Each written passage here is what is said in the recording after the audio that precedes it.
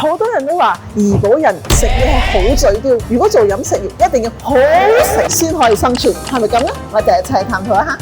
怡保食嘢最經濟嘅，大多數嗰啲人啊，我揾好食嘅，如果唔好食嘅啲人啊，唔會嘅。價錢貴啲啦，貴到好犀利都好，都去食。多人啊，排隊排到犀利啊，因為佢好食。我適合呢度口味咯。我哋喺 KL 食冇咩慣啊，就翻嚟食，佢講乜嘢都好食，跟住大嗰度重口味，呢度 natural 一啲啦。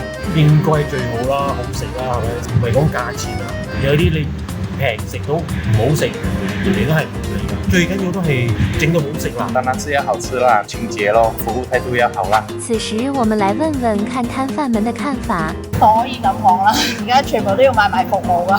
會爭啲咯，而家比較家庭啲咯，比較多選擇，好食啦。係困難啲嘅，都有各方面嘅原因啦，價錢嘅問題啊，人嘅問題都有。至少愛食得落啦。你講好食就揾到女嘅，普通就揾到食啦。如果你真係唔好食，你講俾人約明實呢個，如果唔係嘅話，應該就比較難㗎啦。怡保做飲食業係咪好困難啊？